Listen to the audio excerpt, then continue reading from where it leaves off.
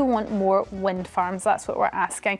The government is going to use seabed owned by the royal family in order to build thousands of turbines, which it hopes will power 20 million homes. Now, this is the first major plan by Great British Energy, the state's new company, which will receive £8.3 billion in funding over the next 5 years.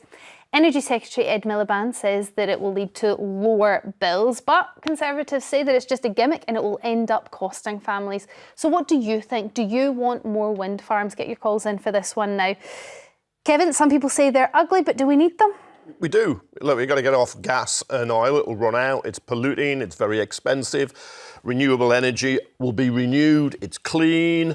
It's secure because it doesn't matter if Putin invades Ukraine. It's not going to impact on the price. I'm not going to pretend they're absolutely beautiful, but when I see them off the coast of Brighton or South Shields, I think they're Blythe and Northumberland, or you go to Spain and you see them above towns. I don't think they're really ugly either. You wouldn't want your house under them. But look, it's the future. We need energy. Well, and I'm really excited that we might get 20 million homes powered by these around the coast. There's 30 million homes in the UK. That's 2/3 of homes could be powered. I mean, if it works out, it would be very impressive. Now, this is offshore wind farms that we're talking about. The government do want to build more onshore wind farms. The other interesting thing is they're looking at floating wind farms as well now. I don't know the science behind that, but it does sound interesting. What's your thoughts on this? Yes, they are ugly. I'm glad we've accepted that. But I don't understand. I'm going to object just to be the odd one. I actually think there's something quite majestic. No! I went to Skegness and I saw because I was on the beach front and I saw these ugly wind farms and I just thought, oh God.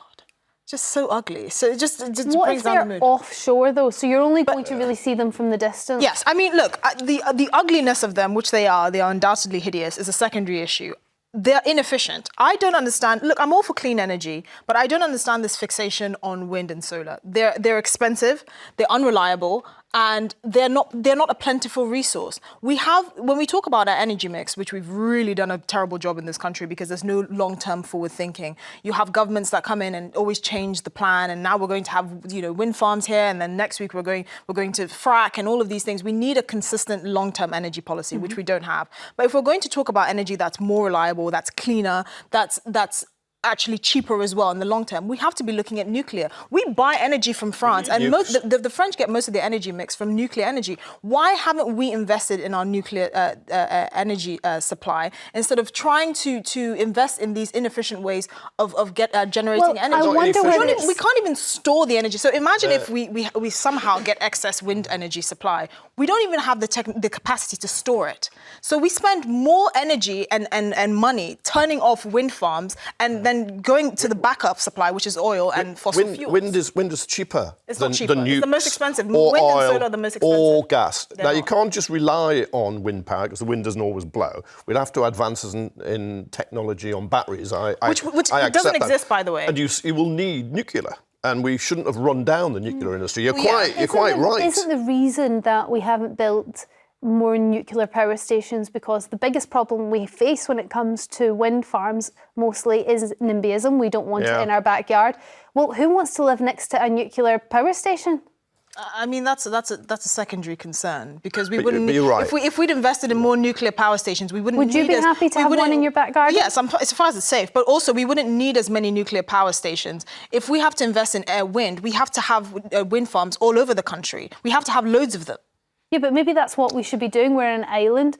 We are natural resource heavy in terms of wind, solar. The thing is, not solar so much in Scotland. We always talk about wind, which again is an obsession I don't understand, but we never talk about actually storing it. So because wind doesn't always blow, which we accept, it's not the most reliable form of energy. We either have to have fossil fuel backups, which is not clean, which is not what we want to do, or we have to find ways of storing excess wind energy. We haven't figured that out. And of the technology that we do have is not enough. We don't have the capacity to store as much as we need. So maybe we're a bit cart before the horse here, Kevin. Maybe actually what the government needs to do is focus a little bit more on getting the storage down, which, as Esther says, we don't have the technology for yet. I think you're doing both at the same time. And look, and when wind and solar produce electricity, it's consumed very quickly. But you need what they call a base, the power stations, and they're now basically, I think it's 60% of electricity is produced by carbon fuels, gas and oil. but you need that there. But you can be building wind farms and developing the battery technology. Now, you see with mobile phones how quickly they change. I remember having terrible batteries, then they get better, although they run out quickly So we now. just need to start that investment. Yeah, and there are 2 nuclear power stations, new ones planned in Hinkley Point and Sizewell. But we ran down our industry and it was a big mistake. But at the time, nuclear power was incredibly expensive compared to what was cheaper gas and oil. Oil and gas will never be cheap again. Did you see that video of Nick Clegg talking about the fact that, I think it was in 2013, saying we shouldn't invest in nuclear because it's too expensive. And then 10 years down the line, we're like, oh, actually, that would have been very helpful when Putin invaded Ukraine. Look, I'm all for clean energy. We just have to have a more sensible long-term energy mix because demand is not going down. You need renewable. And solar and wind are not keeping up with demand and they're inefficient. OK, let's go to the phones then and see what you at home think. Reece from Powys, what's your thoughts when it comes to wind farms? Are you a fan? Good morning, all. No, I'm certainly not a fan of wind farms. When there's no wind, there's no power, and when the wind's over 15 knots, they have to shut them down because of the potential dangers caused. It's not the answer. The answer, if you want to do something along these lines, is wave power. The tide comes in and out and in and out continuously, has done for 1 million years, and will continue to do so. Well, we hope in so. Britain, we've got some of the highest tides in the world, particularly in the Bristol Channel area and so on. It's clearly the answer. Yeah, I mean, it might be something they look into. There has to be a reason, though, that they're so focused on wind farms. And this will be scientists and people and engineers that know far more than me about it.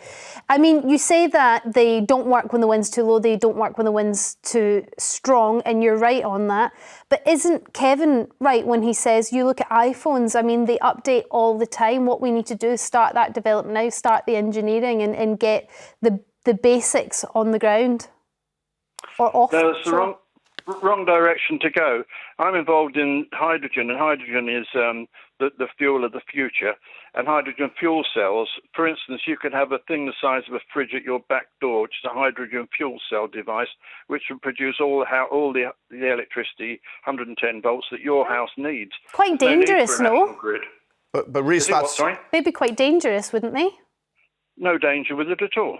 But Reece, that's unproven. Hydrogen fuels water, H2O. The device would take the hydrogen from the water, so you just simply put water in. I do understand. I think some cars are fueled by hydrogen at the moment. It's quite energy intensive to actually get the hydrogen. I believe many cars and lorries are powered by hydrogen, but they're not zero emissions.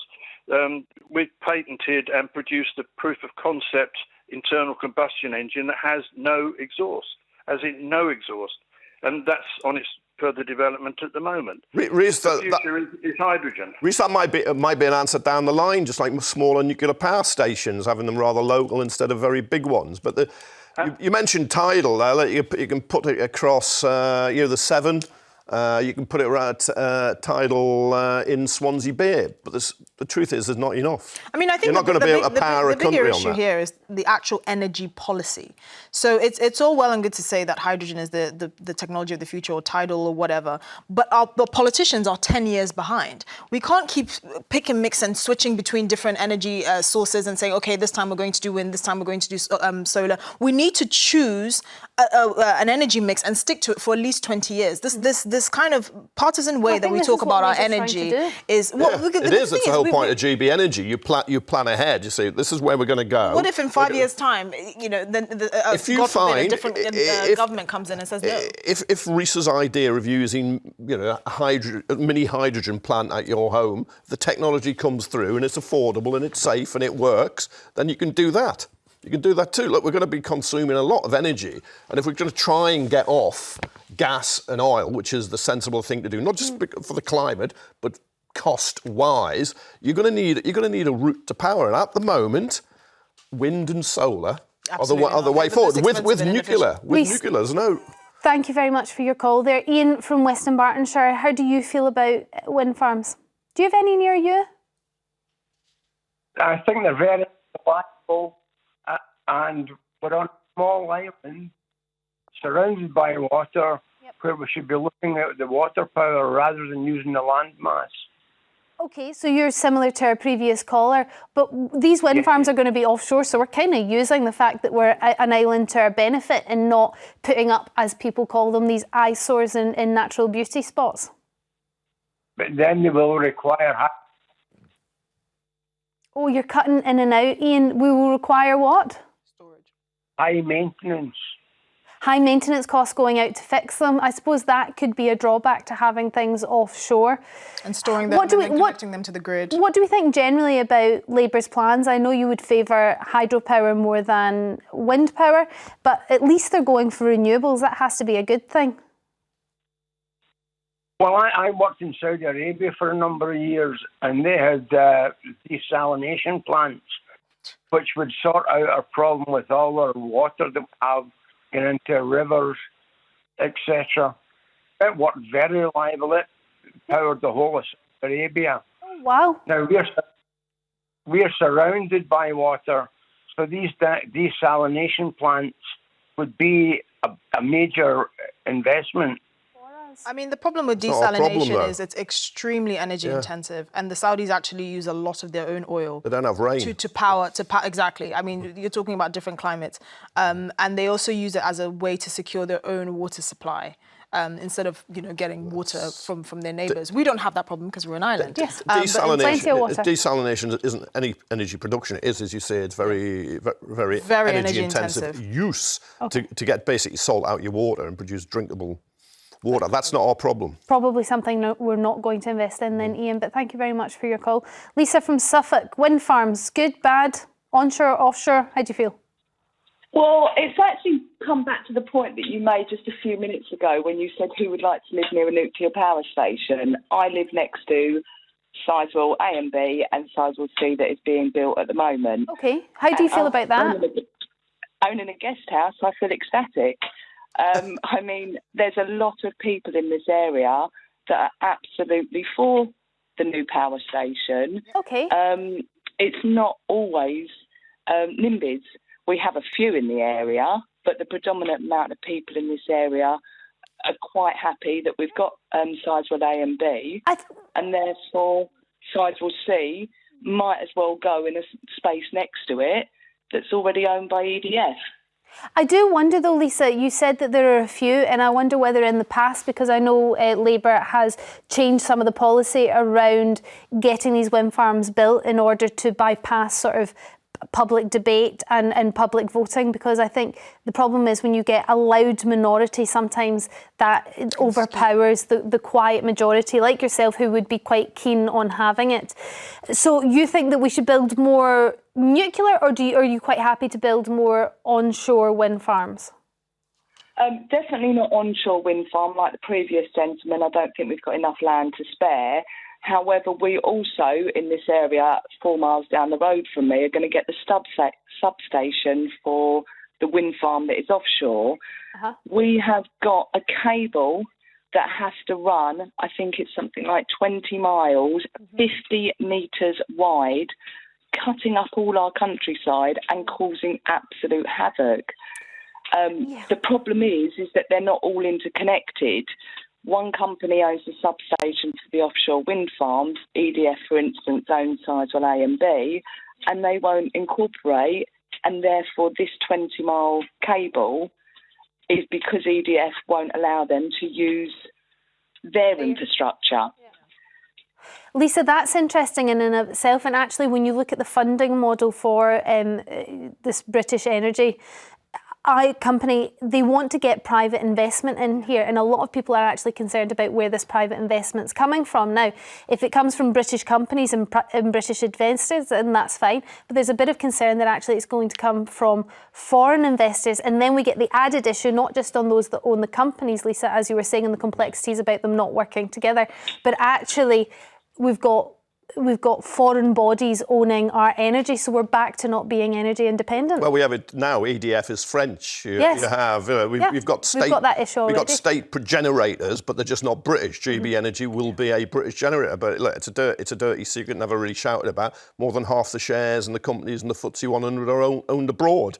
We've opened up our markets. I would prefer the investment to be from British companies, but if it's not there, then you're going to have to get it somewhere. And I suppose somebody's going to show China. But you're not next. that worried about it? Well, I mean... No, not primarily, no. If it's publicly owned and controlled, the money will come in, but the control will still be in Britain. Well, that's what the assumption was about our water companies, and look at how that's... Well, they were stock market. GB Energy will be owned by the public, headquartered in Scotland. Ed Miliband, the Energy Secretary, will own the single share. Yes, but the questions about bigger questions about regulation and actually energy output. So if we have this company, but their energy output is actually not meeting our needs, because the whole point of doing all this, other than getting better clean energy, is reducing energy costs. Yes, we have some of the highest energy costs that'll have to be sold. In the developed world, and that's a big problem for business, for investment, for obviously households and stuff like that. So there are bigger questions around how this should be regulated and actually the actual energy output. It's got to improve people's lives. Back to the phones. Lisa, thank you very much for your call. Richard from North Yorkshire, what do you think about wind farms? Good, bad, evil? Well, I think they could be vulnerable. At the start of the Ukraine problem, we had the Russians supposedly cutting cables to places like Shetland. And how defendable are they? Are they just going to leave us totally vulnerable in energy supply? Sorry, I don't understand. What you think the Russians are going to attack offshore wind farms? Well, we're living in an increasingly troubled world. I see what you're saying. So, target, and can we defend them around the coast? I mean, I didn't even think about that, actually. I mean, that's less of a concern. The Russians have a long way to travel. It's a good point. I mean, would Russia target offshore wind farms? I think Richard's saying that it's the cables. You wouldn't take out each turbine. Individual wind farm. You take out the cable. But if they're inshore rather than really offshore, it's going to be very hard to get a submarine in and cut a cable. But everything, Richard, is vulnerable. Airports, nuclear power stations, water supplies. We live in a world where everything is vulnerable. I don't think they're going to be particularly vulnerable. Interesting point to bring up, though, Richard. Thank you. Another Richard now, this time from Essex. What's your thoughts when it comes to wind farms? Well, hello, it's Richard here. Yeah. I'm not very happy with wind farms and all this, that and the other. They're okay and all this, that and the other. But they're saying we've got to build 1 million or 2 homes for people to live in this country. Mm-hmm. So why don't we make it a law, when you build a new home, all the roofs have got to be solar panelled? I mean, I'm presuming because it would be very expensive for developers, but I mean, why not? We need more homes to be built. Well, they're making these new homes and they're selling them for £1 million. Okay, well, I think what they're hoping is the new homes that they're going to be building will be affordable homes this time, Richard. But you make a really good point. Maybe we need to build this into the infrastructure of the future, Esther. I mean, property development in this country is already quite regulated. And I think the bigger overarching point is you don't need to do this. If we had a more sensible energy mix that was reliable, plentiful and cheaper, we wouldn't have to do this. We wouldn't have to over-regulate an already regulated industry and potentially likely dissuade investment. It's just unnecessary. We don't have to do this. We make them better insulated, but I kind of got sympathy with Richard, but it would come down to cost. And I wonder whether you would make the houses then unaffordable for people who want to buy them. Potentially, but it could reduce their bills long term, because presumably the solar power from that house would go into that house and therefore reducing their bills throughout the year. Yeah. Richard, thank you very much for your call. Thanks for all your calls on this.